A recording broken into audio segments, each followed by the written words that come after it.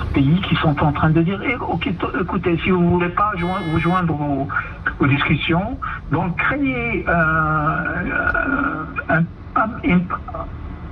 une partie, créer un pays pour le Polisario dans le sud saharien algérien.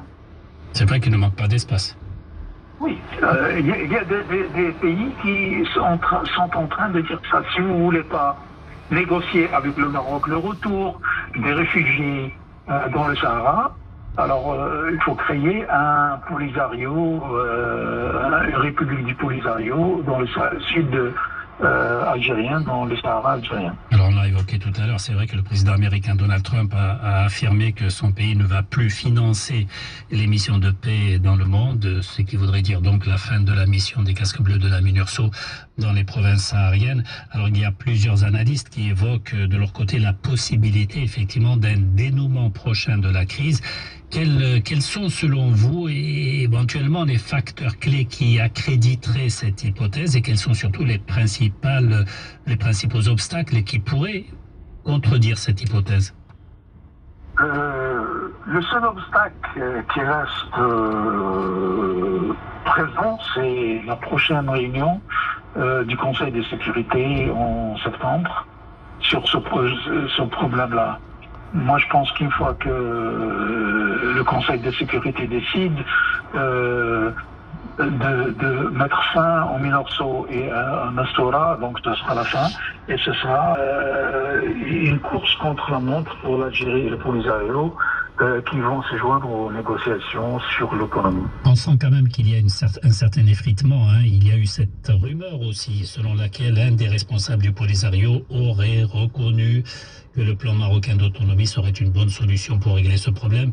Si c'est avéré, cela pourrait traduire un début de changement d'approche de la part des séparatistes? Tout à fait. Je pense qu'ils ont beaucoup plus à gagner de se ranger que de rester dans les camps de Tindouf, parce que là, ils vont rien gagner, parce que finalement, surtout les leaders. Moi, je pense que dans les prochains mois, on va avoir beaucoup de leaders du Polisario qui vont venir au Maroc parce qu'ils ne veulent pas c'est-à-dire perdre cette chance, c'est leur dernière chance de se retrouver du bon côté lorsque les choses vont changer et vont tourner en faveur du Maroc dans les prochains mois. Voilà, cela fait pratiquement 2-3 générations de perdus quand même. Oui, écoutez, je pense que pour le Maroc, ce problème est terminé, le Polisario est fini, et le Maroc se prépare à recevoir les réfugiés de Tindouf dans de bonnes conditions. Alors ce changement hypothétique de position, c'est vrai que ça reste encore au niveau des rumeurs, il faut le préciser, ce changement de la part du Polisario pourrait s'expliquer par la crise diplomatique et économique actuelle en Algérie et par son isolement, on l'a dit tout à l'heure, sur la scène mondiale. Oui, l'Algérie c'est un autre problème, parce que l'Algérie, même une fois que le Polisario ou le problème du Polisario sera résolu, reste un pays isolé internationalement, et je ne vois pas comment l'Algérie peut survivre. Le régime militaire en Algérie peut survivre.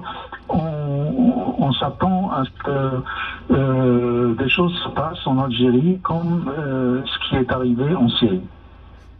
Et la prochaine réunion du Conseil de sécurité consacrée encore une fois à ce dossier Sahara, est-ce que selon vous, il pourrait être pratiquement l'un des derniers, si ce n'est pas le dernier consacré à ce dossier?